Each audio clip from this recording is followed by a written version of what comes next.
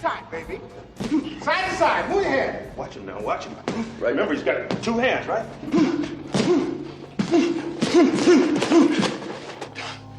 Damn, man, what the hell are you doing? This guy will knock you on your ass. Come on, Rock, it's not a game. You want to live in the hospital for 5 weeks this time? You thought I was tough? This jump will kill you. Come on, get your head on your shoulders, man. Think about the fight, Clubber Lang's in here. He's trying to hurt you, Rock. He's trying to hurt you. Okay, here he comes. Jab. He's jabbing. He's trying to hurt you. You gotta fight him. You gotta move. He's hooking. Damn, Rock, come on. What's the matter with you? There is no tomorrow. There is no tomorrow. There is no tomorrow. Today I was running, and this guy passes me in the car. And it's about 100 degrees out here, 70% humidity. And the guy comes back around, looks at me. He pulls his car by me and says, "Why the fuck are you out here?" I said, "Because you're not." Sometimes your motivation needs to be because no one else wants to fucking do it. Stay hard. It might be April where you are, and you're expecting nice weather and shit, but it's 20 degrees. So, you might be somewhere where it's too fucking hot. So, you might have sore legs, sore back, sore shoulder. So, the struggle is real. It never gets any easier. You gotta get harder. Back in the day, when I played sports, there was one fucking drill that I hated doing. The coach would have a fucking whistle in his mouth. And basically, we had to sit there and run in place. We ran in place until he blew that whistle. When he blew that whistle, we hit the dirt and bounced up again and started running in place again. And this drill went on and on and on. The one thing that sucked about that drill was the coach was in total control of everything. How long the drill went, when he blew the whistle for us to hit the dirt, when we got back up, start running in place, and it was mind-numbing. That drill reminded me a lot about life. I think a lot of us out here, we don't have control, we don't have the whistle. There's someone out there blowing that fucking whistle, and we hit the dirt. Some of us choose to stay down, but it's that motherfucker who constantly gets up as fast as they can. Those are the motherfuckers that make it in life. So it's our job to always be ready for the whistle. Stay home. I get a lot of questions. People asking me for help. So I asked them, what have you done to help yourself? Most of them say, I've been working hard. I'm all about being your own fucking hero. But I'm not about kissing your ass. In life, a lot of us believe that we're working much harder than we actually are. We think if we fucking got up early for 4 days, we've earned something. You gotta drop your entitled mindset. It's dead weight. We believe we work harder than we actually have. Trust me, most of us haven't. The one thing in life you gotta realize is this. Learn to help yourself. Don't count on other people to help you. Stay hard. So I got an email the other day.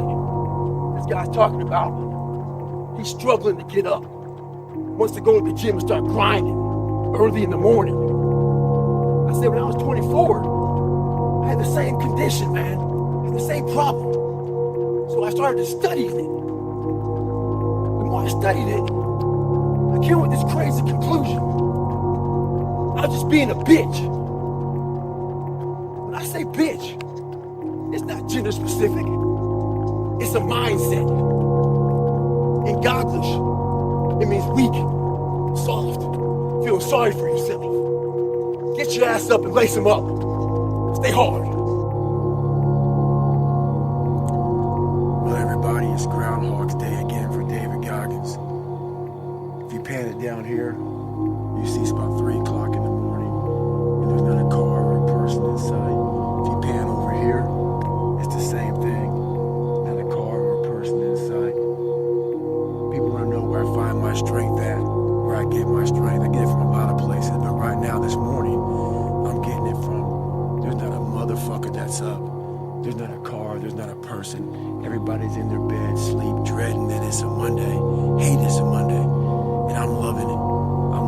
While everybody's getting weaker, I'm getting stronger.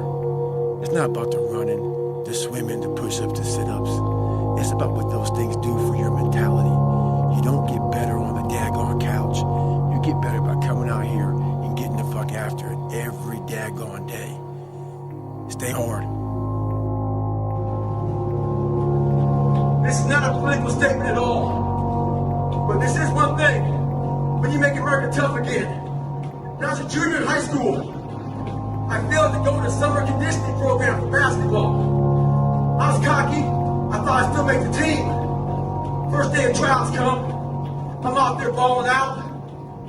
I go look at the list the next day, who was on the cut list. I was on the cut list. Well, I hurt my feelings.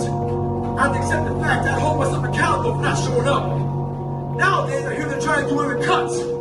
Cutting kids for sports. We're doing them an injustice. While we're trying to protect them from failure and from failing, life does not do that.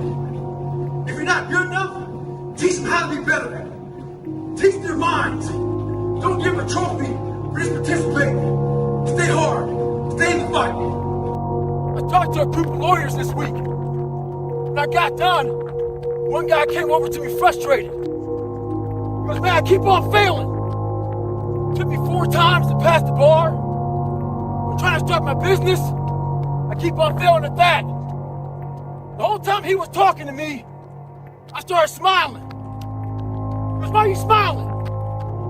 I said, because you missed it. I don't see failure. I see grit, determination, drive, sacrifice. Failure means you're trying. A whole bunch of people out here never fail because they never try. He said, how do you handle failure, Goggins? I said, I don't look at it as failure. I look at it as my first, second, third attempt. One thing in life that's for sure. The valiant motherfucker always wins. Stay hard. So when I was growing up, I went through a lot of hard times. This guy came to me and gave me some advice. His advice was, there's a light at the end of the tunnel. I waited for years for that motherfucker. I never saw the light. When I joined the military, did a bunch of night ops. A chopper would land, we'd all get off it, had to lay down, not move for 30 minutes. When I first landed, I couldn't see shit. After being there for a while, I could make out objects. When you're in that tunnel of life, it's dark as fuck.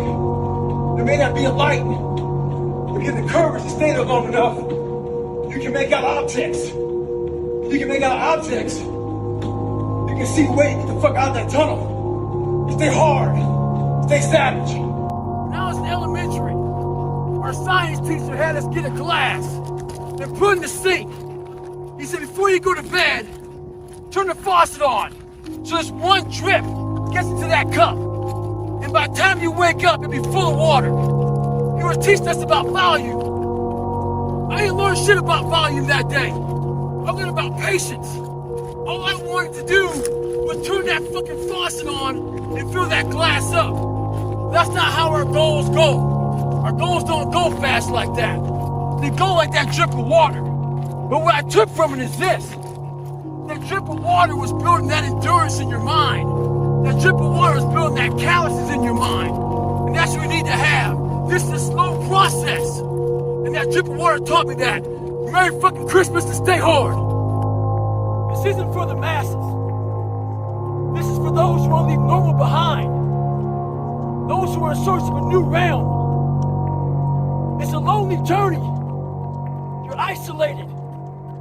Those who used to keep pace with you will fall off.